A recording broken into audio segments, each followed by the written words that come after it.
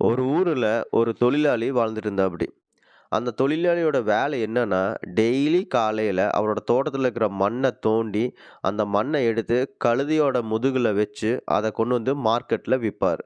இப்படியே அவரோட வாழ்க்கை போயிட்டு இருந்துச்சு. ஒரு நாளு இதே அவரோட தோட்டத்துல மண்ண தோண்டுறப்போ, அவருக்கு ஒரு வைரக்கல்லு கிடைக்குது.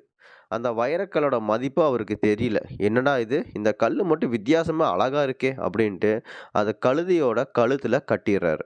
கட்டிட்டு மீண்டும் சந்தைக்கு வந்து அந்த மண்ண வித்துட்டுருக்கிறாரு.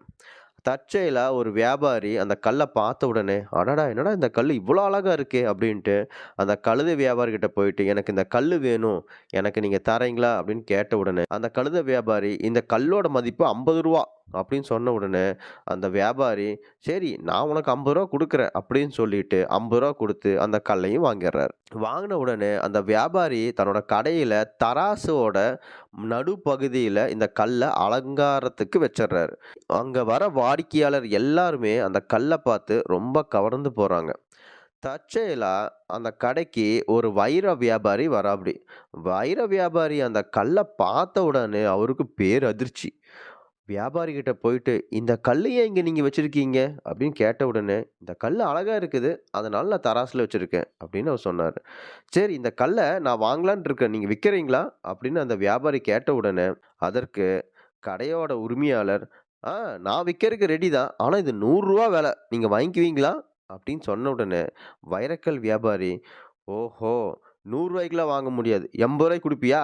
அப்படின்னு 2 பேர்த்துக்கும் வாக்குவாதம் போயிட்டு இருந்துச்சு.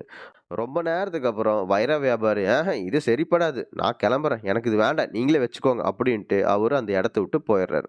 போறப்போ யோசிக்கிறாரு, "நாளைக்கு வந்து ரூ. 90க்கு பேசி அந்த வைரத்த நான் வாங்கிருவேன்." அப்படின்ட்டு நெனச்சுட்டே போயிர்றாரு. அவரு கெளம்புன சில நிமிடத்திலே இனியொரு வைர வியாபாரி அந்த கடைக்கு வர்றாரு. புதிய வைர வியாபாரி அந்த தராசுல இருக்கிற கல்ல பார்த்து ரொம்ப அதிர்ச்சி ஆயிட்டாரு. அந்த வியாபாரி கிட்ட போயிட்டு, "இந்த கல்ல ஏன் இங்க நீங்க வச்சிருக்கீங்க?"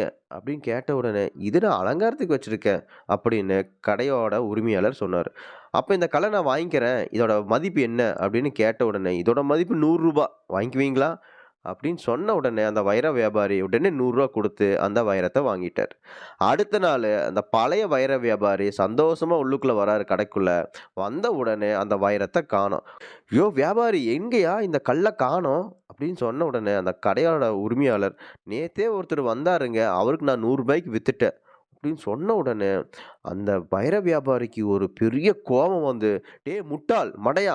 இதோட மதிப்பு என்னன்னு தெரியுமா உனக்கு? இதுக்கான மதிப்பே கிடையாதுடா. இத போய் நீ வித்துட்டியே!" அப்படின்னு சொன்ன உடனே, அந்த